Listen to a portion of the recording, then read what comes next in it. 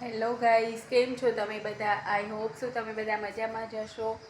અત્યારે તો બપોર થઈ ગયા છે, 2 સવા 2 જેવું થઈ ગયું છે. અને આજે અમે બારે પ્રસાદી લેવા ગયા હતા. વાંકોલમાંનું મંદિર છે અમારે બાજુમાં, ગામના બાજુમાં મંદિર છે મોટું. ત્યાં અમે પ્રસાદી લેવા માટે ગયા હતા અને વાંકોલમાંના દર્શન કરવા પણ ઘણા સમયથી ગયા નહોતા એટલે ગયા હતા, પણ ફોન ભેગો લઈ નથી ગઈ એટલે વિડીયો શૂટ થયું નથી.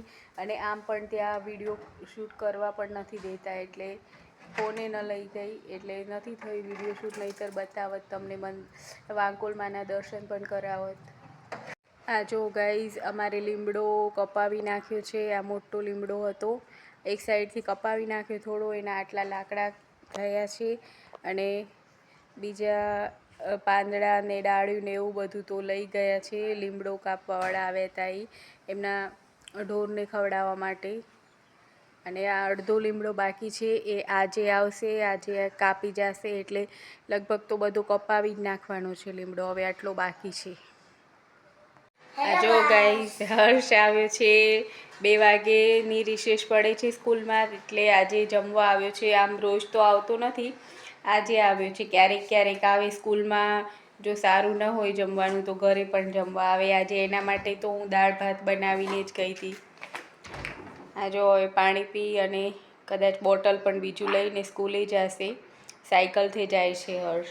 એ પોતે વાસણ ઘસી અને એ પોતાની ડીશ ઘસીને મૂકી દીધી. એવો ડાયો છે મારો છોકરો. આ જો ગાઈઝ, હર્ષ જમવા આવ્યો તો સ્કૂલેથી ઘરે હવે જાય છે. જમીને પાછો સ્કૂલે જાય છે.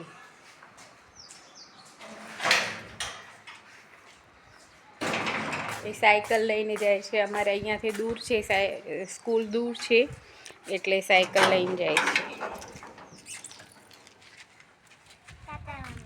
Bye bye.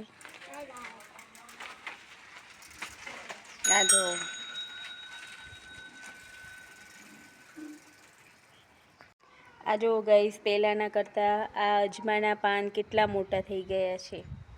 હવે આવા પાનના ભજીયા બનાવીએ તો સરસ લાગે. જો આ પાન તો કેટલું મોટું છે. જો આવા મસ્ત પાન હોય ને એના ભજીયા સરસ થાય. બીજા બધા નાના છે, હજી એટલા મોટા નથી થયા. એકસાથે બધા થોડા મોટા થઈ જાય ને પછી ભજીયા બનાવવાની પણ મજા આવે. અત્યારે 2-2:30 વાગ્યા છે, પણ વાતાવરણ જો વરસાદ જેવું થઈ ગયું છે. પણ વરસાદ આવે તો થાય, ગરમી બહુ જ લાગે છે હવે તો. આ જો વાદળા ને એવું તો બધું છે, પણ વરસાદ આવતો નથી. અમારે તો હજી વરસાદ આવ્યો નથી. આ જે જરા જરા મચ્છરિયા જેવા પડ્યા છે છાંટા, બાકી આમ વરસાદ આવ્યો જ નથી. જે ગાઈઝ, વાંકોલમાંના મંદિરે પેળી હતી એટલે કે પ્રસાદી હતી માતાજીની, એટલે બધા જ પ્રસાદી લેવા માટે ગયા હતા. હર્ષ તો સ્કૂલે ગયો હતો, એ ના પાડતો હતો એટલે એના માટે ઘરે દાળ ભાત બનાવ્યા. અને હું અને અમારા ફરિયાવાળા શેરીવાળા બધા જ ગયા હતા માતાજીની પ્રસાદી લેવા માટે. અમારા ગામના બાજુમાં થોડીક દૂર જંગલ છે, ત્યાં જંગલના અંદર, એટલે એટલું અંદર નહીં, થોડુંક આમ બહારની સાઈડ જ આપણે જઈ આવી શકીએ એવી રીતના ત્યાં મસ્ત વાંકોલમાંનું મંદિર છે. અને વાંકોલમાંનું ચમત્કારિક મંદિર છે. ફાઇનલી ગાઈઝ, આજે તમે જોઈ શકો છો થોડા થોડા છાંટા આવવાના ચાલુ થઈ ગયા છે. કેટલો અંધાર્યો છે એ પ્રમાણે સાવ આટલા છાંટા આવે છે. આ જો આમાં તો વિડીયોમાં તો દેખાતાય નહીં હોય એટલા મચ્છરિયા જેવા છાંટા આવે છે.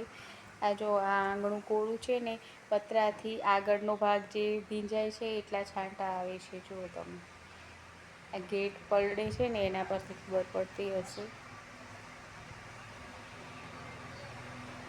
આટલા ઝરમરિયા જેવા છાંટા આવે છે. આ જો અહીંયા જે પાણી ભરાયેલું છે ને એના ઉપર તમને દેખાતું હશે. આ જો આવી રીતના ફાઇનલી અમારા ગામમાં પણ થોડોક છાંટા જેવું આવ્યું છે આજે. અમે તો છાંટાથી પણ ખુશ થઈ જઈએ છીએ, કેમ કે આવ્યું જ નથી વરસાદ. આવા છાંટાએ આજે પહેલી વાર પડે છે એટલા માટે. તો ફાઇનલી આટલા છાંટા તો આવ્યા, તો હવે એવું લાગે છે કે આવશે વધારે વરસાદ પણ. ઝરમરિયા જેવા છાંટા આવે છે ગાઈઝ. આજે તો હાલો કપડાં લઈ લઈએ. બીજા તો બધા કપડાં લઈ લીધા હતા. આ ખાલી મારા હસબન્ડનું પેન્ટ જ બાકી છે ખાલી. તો લઈ લઈએ અને ઘરમાં જતા રહીએ. ઝરમરિયા જેવા છાંટા આવવાના ચાલુ થઈ ગયા છે, એટલે હવે તો વરસાદ આવશે જ, કેમ કે શરૂઆત થોડેથી જ થાય. થોડો જો વરસાદ આવવાની શરૂઆત થાય તો પછી વધારે આવે. અંધારે તો કેટલો બધો છે, પણ હવે એ પ્રમાણમાં વરસે તો થાય, ગરમી પણ થોડીક ઓછી થાય. નહીંતર થોડોક વરસાદ આવીને પાછું બંધ થઈ જાય તો બફારો વધારે મારે અને ગરમી પણ વધારે લાગે.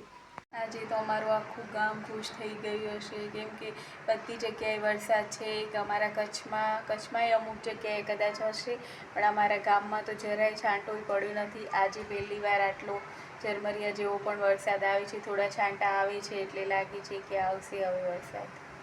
આપણે તો મનુષ્ય છીએ, આપણે તો શાક રોટલી એવું પણ ખાઈને આપણે તો ચાલે એવું જ આપણું તો જમવાનું હોય, એટલે પણ બિચારા મૂંગા ઢોર પશુને શું આવી ગરમીમાં તડકાના લીધે જે લીલું ઘાસ હોય પહેલાંનું એ પણ બળી ગયું હોય, અને ક્યાંય જંગલમાં ઢોર માટે કાંઈ છે જ નહીં અત્યારે. જો વરસાદ વરસે તો જંગલમાં કાંઈક લીલોતરી થાય તો બિચારા ઢોર પશુ ચરી શકે. એટલે ભગવાનને કહીએ, પ્રાર્થના કરીએ કે બિચારા ઢોર અને પશુ માટે વરસો, જેથી લોકોને રોજનો ચારો ખાવાનું મળી રહે.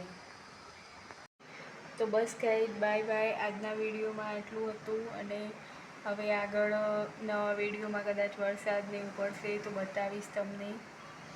Bye bye guys. મારા વિડીયોને લાઇક, શેર અને સબસ્ક્રાઈબ કરવાનું ભૂલશો નહીં.